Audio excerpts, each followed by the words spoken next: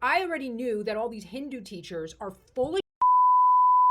All the kids are going to church. What could possibly be happening that's leading young people to go to church? What could it be now? Oh, I don't know. Maybe it's all the Muslims they're bringing into Europe, and the young people are saying, you know what? It might be time for another crusade. It's serious. Now we're witnessing an invasion. They are not refugees. No, this is an invasion of mass Islamization of Europe, which already went on for at minimum 50, 60 years, Islamization in Europe. But now it is in mass. It is very evident. And so this is a global political agenda by the powerful of the world to destroy Europe. There you go. I mean, here's a bishop who speaks the truth. Probably not going to get elected pope. Not just Easter, but Gen Z is returning to Christianity. Now, here's something I found pretty interesting. It's mostly the men. And you can't really blame them because they no longer even have access to housing. The UK housing office is paying for 16,000 homes for asylum seekers despite the housing shortage. What does that mean? Oh, their own citizens cannot get homes, but the UK government has made sure to set aside enough money to pay for 16,000 homes. And let's take a look at who these migrants are. Oh, would you look at that? They look like a couple of Muslims. Could this be the reason that the young are returning to church? I do think so. Take a look at these guys, right? Do these look like people who are escaping war? I don't think so. This guy's dressing up like a Muslim woman with this blanket. I can clearly see that's a man, okay? And then, of course, Woke UK sends a nice female cop here to handle that. I'm sure that these Muslims are really intimidated by this. It's not like they stone women in their country every day. Gen Z teens are more interested in learning more about Jesus, with younger cohorts leading the way in the growth of the new commitment. We found that the church is in a period of rapid growth driven by young adults and in particular, young men. Women will like to say, oh, I'm spiritual, but I'm not religious, right? This is totally okay. This is totally accepted by the machine. Nobody gets threatened by you being spiritual, but not religious, because there's no potency in that. That's the truth. Because what that means is I'm going to make up my own rules about how I want to live and what God wants out of me. And if something makes me uncomfortable, like, looking at my own shortcomings, I'm just going to excuse that as we're here on earth to learn and we're evolving, which is all the new age bullshit, right? Okay. And now, of course, I have to throw this in here. The church demonstrates greater ethnic diversity than ever before. Okay, we've had enough with diversity, honestly. This happened in Lourdes. Lourdes is a very important religious site in France. They say there's a lot of healing miracles that happen there. And they had about 13,500 high school students who gathered there for the week of Holy Week. I think that these kids are seeing what's going on and they're done. If you grew up with your boomer parents, you probably celebrated a very secular Christmas. Easter was probably about chocolate bunnies and painted eggs.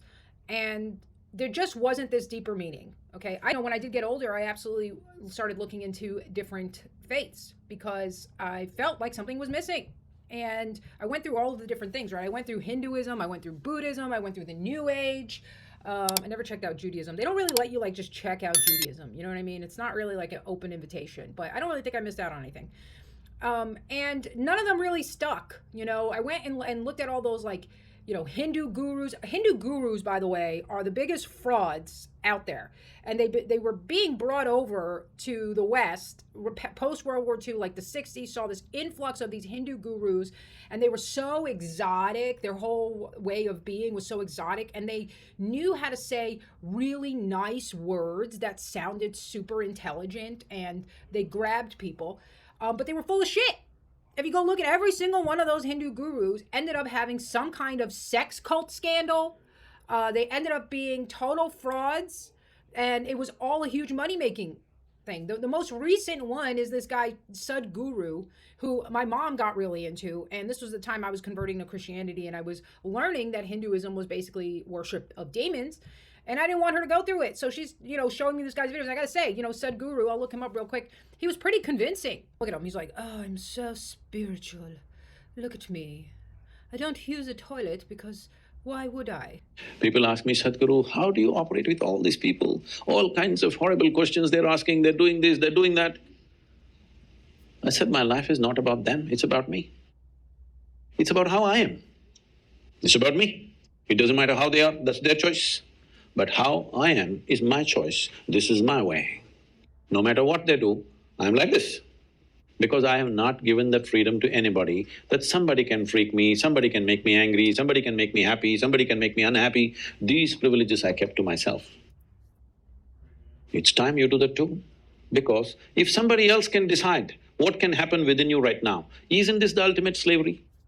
People are… All right, sounds really good, right? Sounds like wisdom. Have control of your emotions. Don't give that away to other people. Now, here's a little backstory that you may not know about Sudguru. Sudguru is accused of killing his first wife because he was having an affair with one of his yoga students, and she didn't want to let him get married to her. So he killed her and then married his young yoga student. Now you're like, Leonora, how do you know this? Okay, because when my mother was getting into Sudguru, I already knew that all these Hindu teachers are full of shit, and they come over the West. Look at his little costume. He's growing his beard. He's got this turban thing on his head. He's dressed in this way that all of it is a character to evoke the sense that you're in the presence of a wise master. Oh, wise master, how did you contain your anger when your wife got in the way of your affair? Oh, you killed her. And then what happened? Well, this is how we know, right? By the way, India is totally corrupt. This happened in India, okay? He called his father-in-law, his wife's father, and told him, oh, your daughter passed away from something. And he said she had a fever or something. And the father was suspicious. So he said, okay, I'm coming tomorrow. Do not cremate the body. I want a full investigation. He called the police. He wanted a full investigation. Well, the police showed up at Sudguru's house.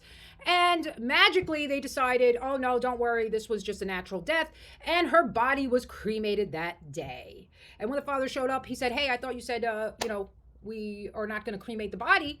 And Sudguru didn't really have a response. And then immediately afterward, he married his little yoga student and moved to America, where he started his campaign of preaching a bunch of Hindu slop bullshit.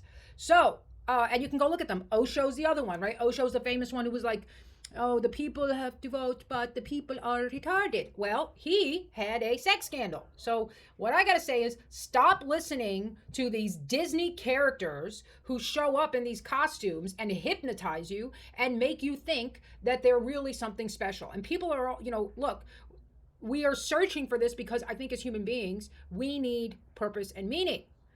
But I believe that we have been given a truth. And I do believe that is Christianity. Now, I'm not like 100% fully, I'm in my process of becoming a Christian, even though I formally converted and got baptized. But I do have questions, which God in the Bible does not say that you shouldn't have questions or you shouldn't use your brain. But when I contrast little Sudguru's message here, which is my life is about me, versus Christ's message, which is I came to call my people and grant them salvation, one of those is clearly superior to the others.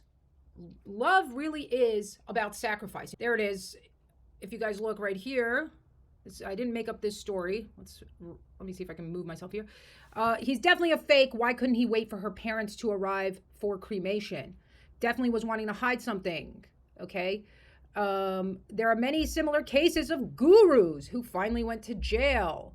Here are two that they name. You can go check them out. And they're saying he's eventually going to have to pay for this stuff, right?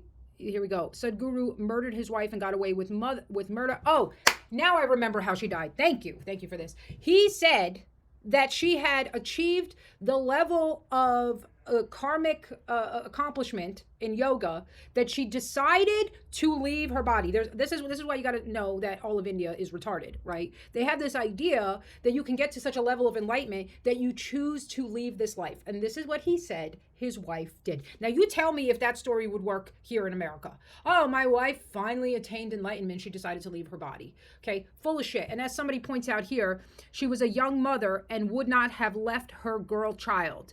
She was young and not experienced enough to perform meditation unto death. Also, can we just say, if the ultimate goal of meditation is to lead to your death, like maybe we don't want to do that, right? Maybe this is a demonic practice. So I say all this to say, hey, you contrast this with what Christianity tells you and what Christ tells you, and there's a clear distinction. And to me, this would be the reason that people are returning to Christianity. If you guys want to see the full video, please be sure to check me out on censored.tv. Don't forget to sign up for my mailing list. I send out weekly emails with updates on what's going on in my life, new tour dates, funny stories. So if you're into that and you want to stay in touch, especially if I accidentally get banned, which happens regularly for me, go ahead and sign up for that. It's right on my website.